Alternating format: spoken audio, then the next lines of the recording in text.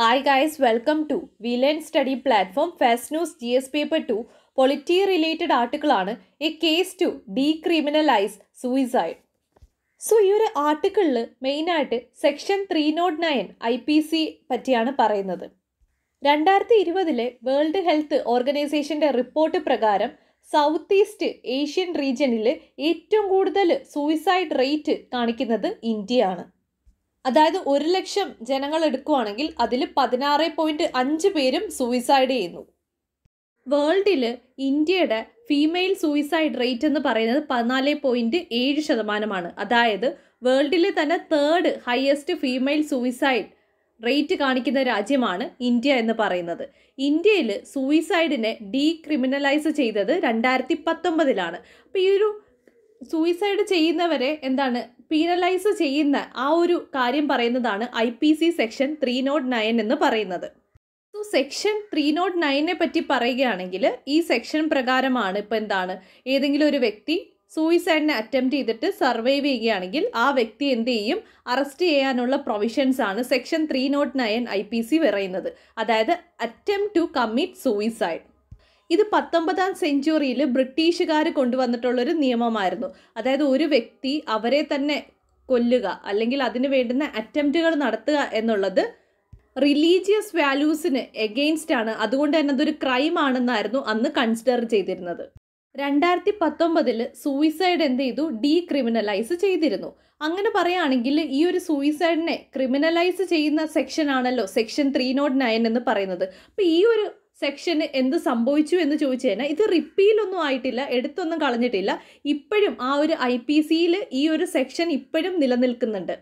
എന്നാൽ ഈ ഒരു സെക്ഷനിലുള്ള ആ ഒരു പവർ ഉണ്ടല്ലോ, ആ സെക്ഷൻസിൻ്റെ പ്രൊവിഷൻസ് ഒക്കെ എന്ത് ചെയ്തു, ഒന്നും കൂടി റെഡ്യൂസ് ചെയ്തു. അത് റെഡ്യൂസ് ചെയ്യാനാണ് the mental health care act 2017 enact ചെയ്തത്. ഈ ആക്ട് കെയിം ഇൻ ടു എഫക്റ്റിൽ വന്നത് 2018. അപ്പോൾ ഈ ഒരു ആക്ട് പ്രകാരം എന്ത് ചെയ്തു, സെക്ഷൻ 309 പ്രൊവിഷൻസിൻ്റെ ആ ഒരു പവർ റെഡ്യൂസ് ചെയ്തു. സോ ഈ ഒരു മെൻ്റൽ ഹെൽത്ത് കെയർ ആക്ട് ഉണ്ടല്ലോ, ആ ആക്ടിൽ സെക്ഷൻ 115 ക്ലോസ് 1 പറയുന്നതെന്ന് വെച്ച് കഴിഞ്ഞാൽ ഈ മെൻ്റൽ ഹെൽത്ത് കെയറുമായി ബന്ധപ്പെട്ടുള്ള കുറേ കാര്യങ്ങളുണ്ട്. ഇപ്പോൾ സൂയിസൈഡ് ചെയ്യാൻ ഒരു റീസൺസ് ഉണ്ടായിരിക്കും അല്ലേ. ആ റീസൺ എന്ന് പറയുന്നത് ഒരു പക്ഷേ ഇമോഷണലി അവർ തളർന്നത് കൊണ്ടായിരിക്കാം. അപ്പോൾ അവർക്കൊരു പ്രോപ്പർ കെയറും കാര്യങ്ങളും കിട്ടിക്കഴിഞ്ഞാൽ അവർ ഓക്കെ ആവില്ലേ. ഇങ്ങനെയുള്ള കാരണങ്ങളെ പറ്റി പറഞ്ഞിട്ടുണ്ട്. അപ്പോൾ ആ പറഞ്ഞു വെച്ചിട്ടുള്ള കാരണങ്ങളല്ലാത്ത മറ്റേതെങ്കിലും കാരണം കൊണ്ടാണെന്ന് പ്രൂവ് ചെയ്യുകയാണെങ്കിൽ, പ്രൂവ് ചെയ്ത് കഴിഞ്ഞാൽ പിന്നീട് ഈ സെക്ഷൻ 309 പ്രകാരം ആ വ്യക്തിയെ നമുക്ക് എന്ത് ചെയ്യാം, പണിഷ് ചെയ്യാനുള്ള പ്രൊവിഷൻസ് ഉണ്ട്. നെക്സ്റ്റ് എന്ന് പറഞ്ഞാൽ സെക്ഷൻ 115 ക്ലോസ് 2 ആണ്. ഇതിലെന്താ പറഞ്ഞതെന്ന് വെച്ച് കഴിഞ്ഞാൽ ഗവൺമെൻറ്റിൻ്റെ ഡ്യൂട്ടിയാണ് ഒരു വ്യക്തിക്ക് വേണ്ടുന്ന കെയർ, ട്രീറ്റ്മെൻറ്റ്, റീഹാബിലിറ്റേഷൻ ഒക്കെ പ്രൊവൈഡ് ചെയ്യേണ്ടത്. കാരണം അവരൊരു സിവിയർ സ്ട്രെസ്സിലോ ഇമോഷണലി ഡൗൺ ആയതുകൊണ്ടായിരിക്കും ഇത്തരത്തിലുള്ള ആക്ട് അല്ലെങ്കിൽ അറ്റംപ്റ്റ് ചെയ്യുന്നത് അല്ലേ. അതുകൊണ്ട് തന്നെ ഈ ഒരു റിസ്ക് ഒഴിവാക്കുക എന്നുള്ളത് അത് ആവർത്തിച്ച് വരുന്ന ഒരു കാര്യമാണ്. ഇപ്പോൾ സൂയിസൈഡ് റേറ്റ് തന്നെ കാണിക്കുവാണെങ്കിൽ ചില ലൊക്കാലിറ്റിയിൽ തന്നെ ഇതിൻ്റെ ഒരു സീരീസ് ഓഫ് റിപ്പോർട്ടിങ് നമുക്ക് കാണാൻ പറ്റും. അതുകൊണ്ട് തന്നെ ഇങ്ങനെ ആവർത്തിച്ചിട്ടുള്ള അറ്റംപ്റ്റ് ടു കമ്മിറ്റ് സൂയിസൈഡ് എന്ന് പറയുന്നത് ഗവൺമെൻറ്റിൻ്റെ റെസ്പോൺസിബിലിറ്റിയാണ്. അപ്പോൾ ഒരു വ്യക്തി ഒരു വട്ടം സൂയിസൈഡ് ചെയ്തിട്ട് വീണ്ടും സൂയിസൈഡിന് ശ്രമിക്കുക എന്ന് വെച്ച് കഴിഞ്ഞാൽ ആ വ്യക്തിക്ക് പ്രോപ്പറായിട്ടൊരു കെയറോ ട്രീറ്റ്മെൻറ്റോ ഒന്നും തന്നെ കിട്ടിയിട്ടില്ല എന്നാണ്. അതുകൊണ്ട് തന്നെ ഈ ഒരു section 150 close 2 of mental health care act പറയുന്നത് എന്താണെന്ന് വെച്ച് കഴിഞ്ഞാൽ ഇതെന്ന് പറയുന്നത് ഗവൺമെൻറ്റിൻ്റെ ഡ്യൂട്ടിയാണ് അവർക്ക് പ്രോപ്പറായിട്ടുള്ള mental health care services provide ചെയ്യുക എന്നുള്ളത്.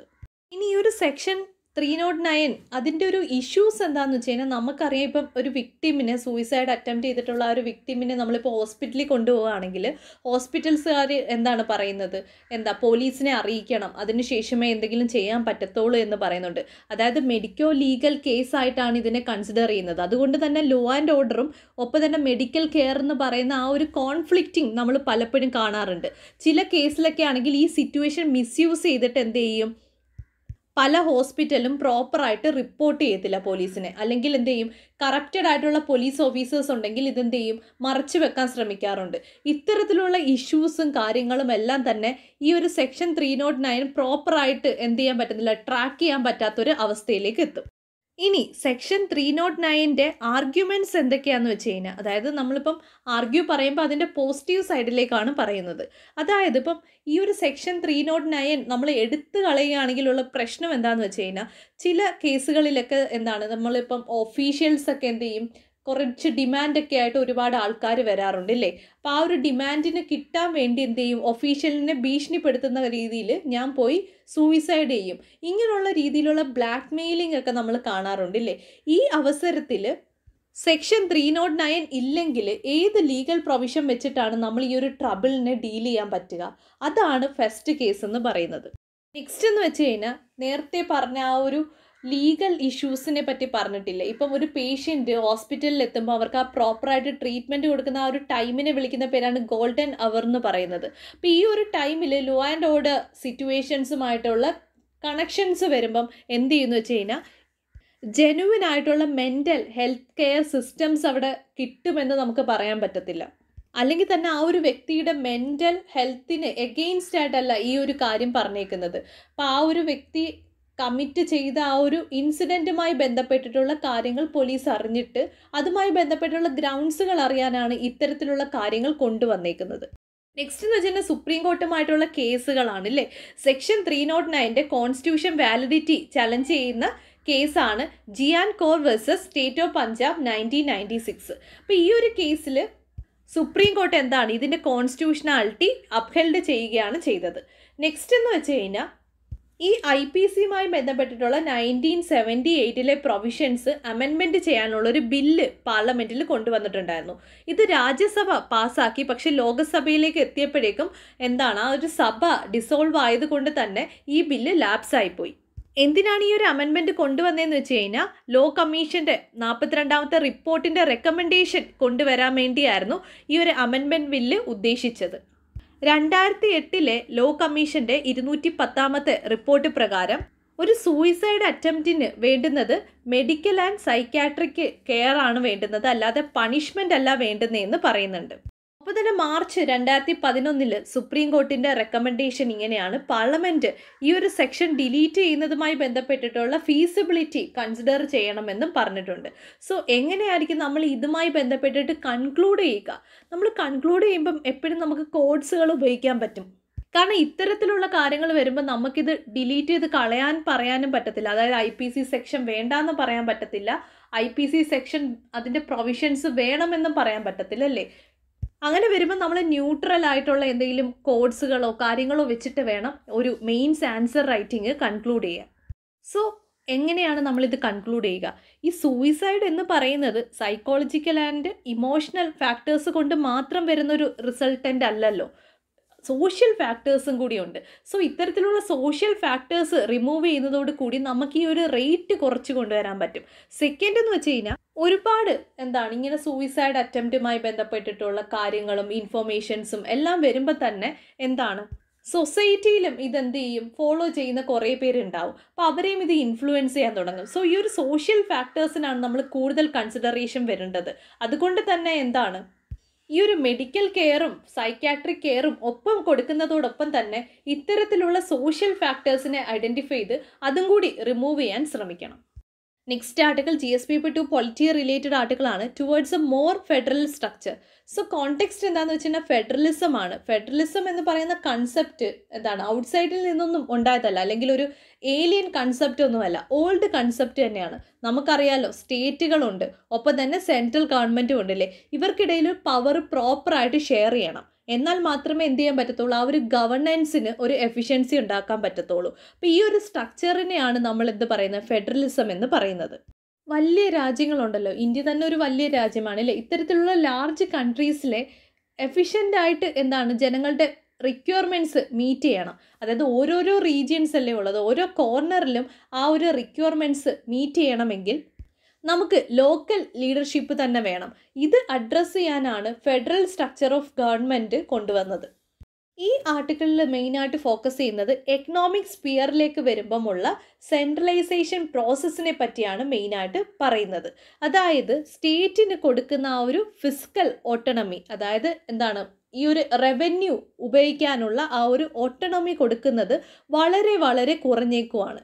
നമ്മൾ ആദ്യം സ്റ്റാർട്ടിൽ ഇൻട്രോ പറഞ്ഞത് പൊളിറ്റിക്കൽ ഫെഡറലിസമാണ്. അതായത് എന്താണ്, എല്ലാ ജനങ്ങളുടെയും കാര്യങ്ങൾ റിക്വയർമെൻറ്റ്സ് എത്തിക്കുക എന്നുള്ളത് അല്ലേ. അതിനൊരു എന്താണ് അഡ്മിനിസ്ട്രേഷൻ ലെവലിൽ നമ്മൾ സംസാരിക്കുമ്പം അത് പൊളിറ്റിക്കൽ ഫെഡറലിസമാണ്. പക്ഷേ ഇതിൻ്റെ ഒരു പൊളിറ്റിക്കൽ ഫെഡറലിസത്തിൻ്റെ എക്കണോമിക് കൗണ്ടർ പാർട്ടാണ് ഫിസ്ക്കൽ ഫെഡറലിസം എന്ന് പറയുന്നത്. സെൻറ്ററിൻ്റെയും സ്റ്റേറ്റിൻ്റെ ഫൈനാൻഷ്യൽ റിലേഷനെ പറ്റി പറയുകയാണെങ്കിൽ ഇപ്പോൾ ടാക്സ് ഉണ്ട്, നോൺ ടാക്സ് റവന്യൂസ് ഉണ്ട്. അപ്പോൾ ഇതിൻ്റെ ഒരു ഡിസ്ട്രിബ്യൂഷനെയാണ് സെൻറ്റർ സ്റ്റേറ്റ് ഫൈനാൻഷ്യൽ റിലേഷൻ എന്ന് പറയുന്നത്. സോ ഈ ഒരു ഡിസ്ട്രിബ്യൂഷനുമായി ബന്ധപ്പെട്ടിട്ടുള്ള കാര്യങ്ങൾ പറയുന്നതാണ് ആർട്ടിക്കിൾ 268 തൊട്ട് 293 വരെ. നമുക്കറിയാം യൂണിയൻ ലിസ്റ്റ് ഉണ്ട്, സ്റ്റേറ്റ് ലിസ്റ്റ് ഉണ്ട്, കൺകറൻറ്റ് ലിസ്റ്റ് ഉണ്ട് അല്ലേ. അപ്പോൾ യൂണിയൻ ലിസ്റ്റിലുള്ള കാര്യങ്ങളുമായി ബന്ധപ്പെട്ടിട്ടുള്ള ടാക്സുകൾ ലെവി ചെയ്യാനുള്ള എല്ലാ അധികാരവും ആർക്കാണുള്ളത്? പാർലമെൻറ്റ് അല്ലെങ്കിൽ സെൻട്രൽ ഗവൺമെൻറ്റിനാണുള്ളത്. സ്റ്റേറ്റ് ലിസ്റ്റിലുള്ള എല്ലാ കാര്യങ്ങളുമായി ബന്ധപ്പെട്ടുള്ള ടാക്സുകളും ഒക്കെയുള്ള കാര്യങ്ങൾ അതിൻ്റെ ഒരു എക്സ്ക്ലൂസീവ് പവർ എന്ന് പറയുന്നത് സ്റ്റേറ്റ് ലെജിസ്ലേച്ചറിനാണ്. കൺകറൻറ്റ് ലിസ്റ്റിലേക്ക് വരുമ്പോൾ 2 പേർക്കും അതിൻ്റേതായിട്ടുള്ള സബ്ജക്റ്റിൽ എന്ത് ചെയ്യാം, ടാക്സുമായി ബന്ധപ്പെട്ടുള്ള കാര്യങ്ങൾ തീരുമാനിക്കാം. ഇന്ത്യയുടെ കേസ് എടുക്കുമ്പോൾ ഈ ഒരു റവന്യൂവുമായിട്ട് ബന്ധപ്പെട്ടിട്ട് ഇന്ത്യയുടെ ആ ഒരു ഫണ്ടും എല്ലാ കാര്യങ്ങളും എന്താണ് സെൻറ്ററിൻ്റെ കയ്യിൽ കോൺസെൻട്രേറ്റഡ് ആണ്. എന്നാൽ എക്സ്പെൻഡിച്ചറുമായി ബന്ധപ്പെട്ടിട്ടുള്ള കടമകൾ കൂടുതലും വരുന്നത് സ്റ്റേറ്റിനാണ് അല്ലേ. സോ ഫെഡറേഷൻ അതായത് സെൻട്രൽ ഗവൺമെൻറ്റും പ്രൊവിൻസ് എന്ന് പറയുമ്പോൾ സ്റ്റേറ്റും. അപ്പോൾ ഈ ഒരു ഫെഡറേഷനും പ്രൊവിൻസിനും ഇടയിലുള്ളൊരു ഫിസ്ക്കൽ ഇംബാലൻസ് ആണ് നമ്മളിവിടെ കാണപ്പെടുന്നത്. അതായത് റവന്യൂ കൂടുതൽ കയ്യിലിരിക്കുന്നത് സെൻട്രൽ ഗവൺമെൻറ് കയ്യിലും എന്നാൽ എക്സ്പെൻഡിച്ചർ കൂടുതൽ ചെലവഴിക്കേണ്ടി വരുന്നത് സ്റ്റേറ്റ് ഗവൺമെൻറ് ആകുമ്പോഴാണ് ഈ ബാലൻസ് തെറ്റുന്നത്. ഞാൻ നേരത്തെ പറഞ്ഞ ഈ ഒരു ഫിസ്ക്കൽ ഇംബാലൻസ് ഉണ്ടല്ലോ, ഇതെന്ന് പറഞ്ഞു കഴിഞ്ഞാൽ കൊളോണിയൽ ഇറയിൽ നിന്ന് കൊണ്ടുവന്നിട്ടുള്ളതാണ്. കൊളോണിയൽ ടൈമിലാണ് കൂടുതൽ സെൻട്രലൈസേഷൻ ഉണ്ടായിരുന്നത്. അപ്പോൾ ആ ഒരു കൊളോണിയൽ ടൈമിൻ്റെ അതേ സിസ്റ്റം തന്നെയാണ് ഇപ്പോഴും ഇന്ത്യ ഫോളോ ചെയ്യുന്നത്.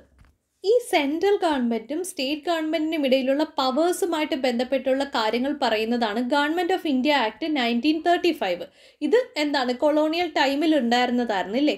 കോൺസ്റ്റിറ്റ്യൂഷൻ ഫ്രെയിം ചെയ്തപ്പം ഈ ഗവൺമെൻറ് ഓഫ് ഇന്ത്യ ആക്ടിൻ്റെ എക്സാക്റ്റ് കോപ്പി എടുത്തിട്ടായിരുന്നു എന്ത് ചെയ്തത്, കോൺസ്റ്റിറ്റ്യൂഷനിലേക്ക് ഇൻഡക്റ്റ് ചെയ്തത്. അതായത് ആ കൊളോണിയൽ ടൈമിൽ കൊണ്ടുവന്നിട്ടുള്ള ഒരു പ്രൊവിഷൻസിലും ഒരു ചേഞ്ചസും വരുത്താതെയായിരുന്നു കോൺസ്റ്റിറ്റ്യൂഷനിലേക്ക് എന്താണ് ഇത് ഇൻഡക്റ്റ് ചെയ്തിരുന്നത്. സോ ആ ഒരു കൊളോണിയൽ ഇറയിലുള്ള ആ ഒരു ട്രെൻഡ്, അതായത് സ്ട്രോങ് സെൻട്രലൈസേഷൻ, ആ ഒരു ട്രെൻഡ് ഇന്ത്യൻ പൊളിറ്റിയിലേക്ക് വരാനുള്ള ഫസ്റ്റ് റീസൺ എന്ന് പറയുന്നത് ഈ ഒരു ഗവൺമെൻറ് ഓഫ് ഇന്ത്യ ആക്ടിൻ്റെ ആ ഒരു പ്രൊവിഷൻസ് ആണ്. ഇനി ഇവിടുത്തെ ഒരു ടസിൽ എന്താണെന്ന് വെച്ച് കഴിഞ്ഞാൽ ഇപ്പോൾ എന്താണ് ഈ ഒരു ഫിസിക്കൽ പവേഴ്സിൻ്റെ കൂടുതൽ കോൺസെൻട്രേഷനും സെൻട്രൽ ഗവൺമെൻറ് കയ്യിലാണ്. അല്ലെങ്കിൽ സെൻട്രൽ ഗവൺമെൻറ് കൂടുതൽ ഫിസിക്കൽ പവേഴ്സ് ഡിമാൻഡ് ചെയ്യുന്നു. ഈ ഡിമാൻഡിൻ്റെ ഫലമായിട്ട് കൂടുതൽ ടാക്സുകളും കളക്ട് ചെയ്യുന്നത് സെൻട്രൽ ഗവൺമെൻറ് ആണ്. എക്സാമ്പിളായിട്ട് പറഞ്ഞാൽ GST കൊണ്ടുവന്നു അല്ലേ. GST കൊണ്ടുവന്നതോടുകൂടി മുമ്പ് സ്റ്റേറ്റ് ഗവൺമെൻറ് കളക്ട് ചെയ്യുന്ന പല ടാക്സുകളും എന്താണ് സെൻട്രലിലേക്ക് പോയി. ഒപ്പം തന്നെ എന്താണ് ഈ ഒരു സെൻട്രൽ ഗവൺമെൻറ് സ്റ്റേറ്റ് ഗവൺമെൻറ്റിന് ഫണ്ട്സ് കൊടുക്കാറുണ്ടല്ലേ. ഈ ഫണ്ട് എങ്ങനെ സ്പെൻഡ് ചെയ്യണമെന്നുള്ള പ്രയോറിറ്റിയും എന്ത് ചെയ്യുന്നുണ്ട്, റെസ്ട്രിക്റ്റ് ചെയ്യുന്നുണ്ട്. അപ്പോൾ സ്റ്റേറ്റിൻ്റെ ആ ഒരു സ്പെൻഡിങ്ങിൻ്റെ ഫ്രീഡവും റെസ്ട്രിക്റ്റ് ചെയ്യുന്നുണ്ട്. ഇതുമായി ബന്ധപ്പെട്ടുള്ള കാര്യങ്ങൾ 7th ഷെഡ്യൂൾ ഓഫ് ഇന്ത്യൻ കോൺസ്റ്റിറ്റ്യൂഷനിലാണ് പറഞ്ഞിട്ടുള്ളത്.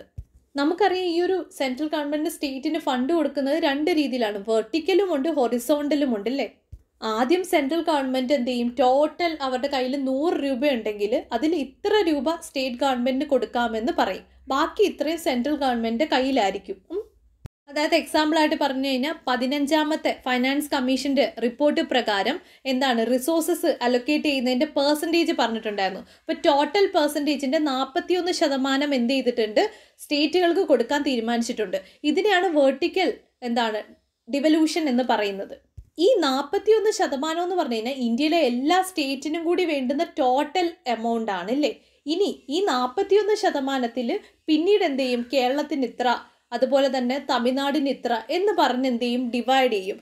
ഈ ഡിവിഷനെ വിളിക്കുന്ന പേരാണ് ഹൊറിസോണ്ടൽ ഡെവല്യൂഷൻ എന്ന് പറയുന്നത്. അപ്പോൾ ഈ രണ്ടിൻ്റെയും ഒരു ഇംബാലൻസ് നമുക്ക് കാണാൻ പറ്റും. അതുകൊണ്ട് തന്നെ എല്ലാ സ്റ്റേറ്റിലും ഈ ഒരു 41% ഈക്വൽ റേഷ്യോ കിട്ടുന്നുമില്ല. നെക്സ്റ്റ് ഒരു ഇഷ്യൂ എന്ന് പറയുന്നത് പ്ലാനിംഗ് കമ്മീഷൻ മാറ്റിയിട്ട് നിതി ആയോഗ് വന്നു അല്ലേ.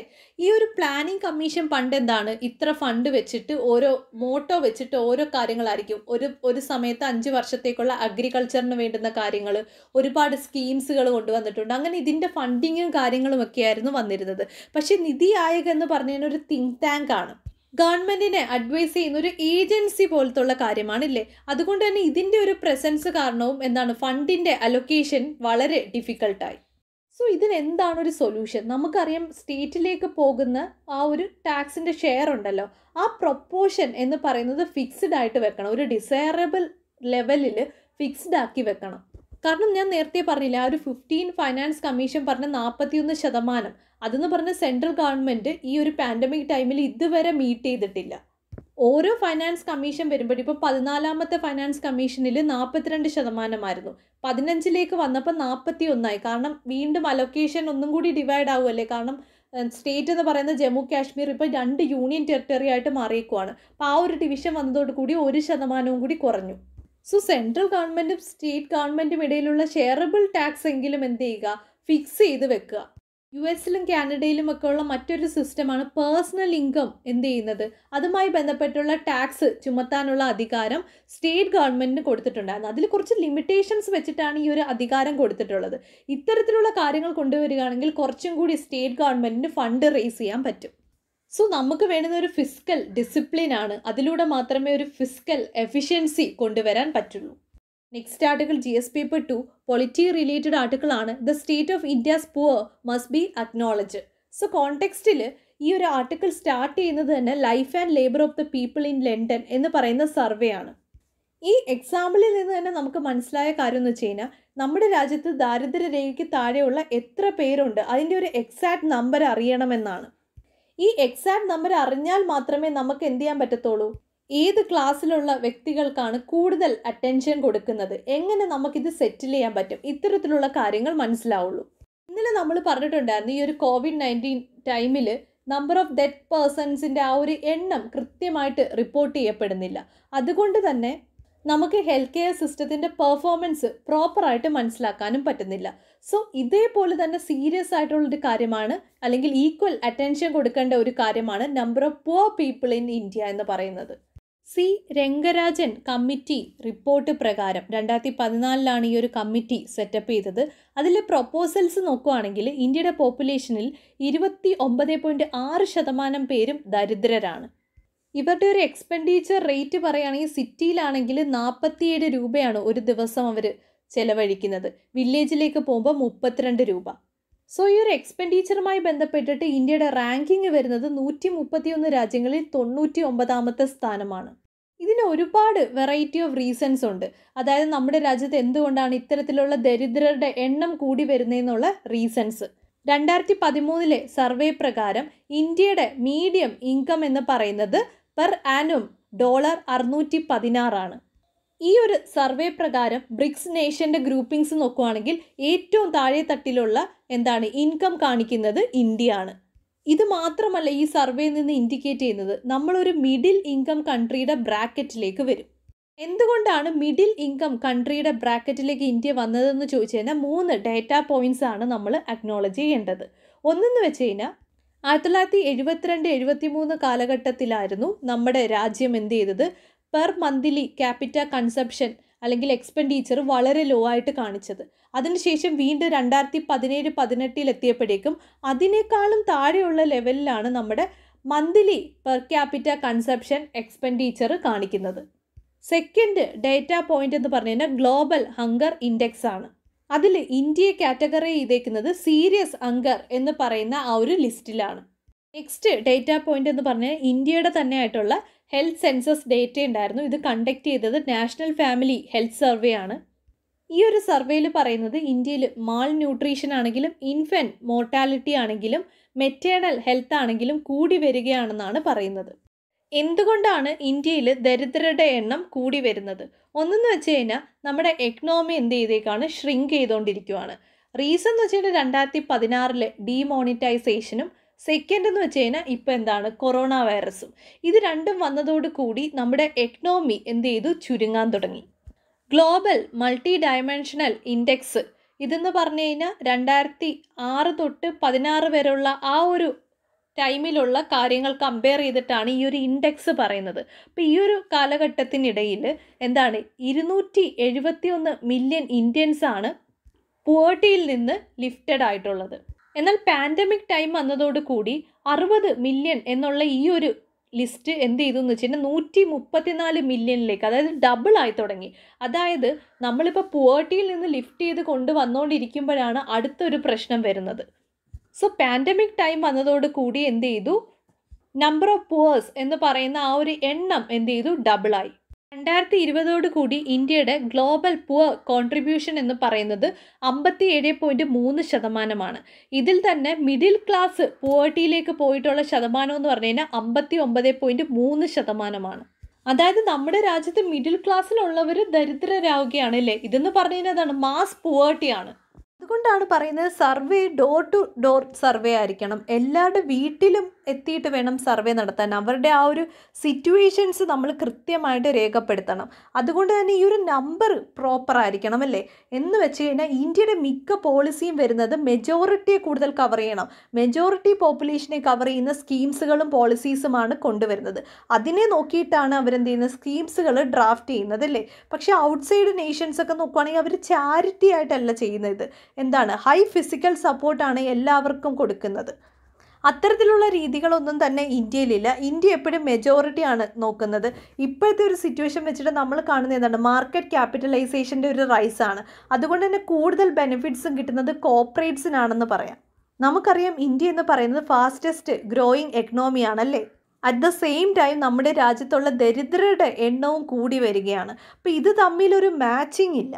ഇത് പ്രോപ്പറായിട്ട് അഡ്രസ്സ് ചെയ്യണമെങ്കിൽ എന്താണ്, കറക്റ്റ് ഡേറ്റ, എത്ര പേരുണ്ട് എന്നുള്ള കറക്റ്റ് ഡേറ്റ അല്ലെങ്കിൽ ഡോർ ടു ഡോർ സർവേ ആണ് നമുക്ക് ആവശ്യം. നെക്സ്റ്റ് റിപ്പീറ്റഡ് ആർട്ടിക്കിളാണ്. ഒന്ന് മയൻമാറുമായിട്ട് ബന്ധപ്പെട്ടിട്ടുള്ള issues, Afghanistan Taliban issues, Israel Palestine conflict, ഇതുമായി ബന്ധപ്പെട്ടിട്ടുള്ള ആർട്ടിക്കിൾസ് നമുക്ക് കാണാം. ഇതെല്ലാം തന്നെ നമ്മൾ മുമ്പ് ഡിസ്കസ് ചെയ്തിട്ടുള്ളതാണ്. ഒന്നും കൂടി ഒന്ന് റെഫർ ചെയ്യുക.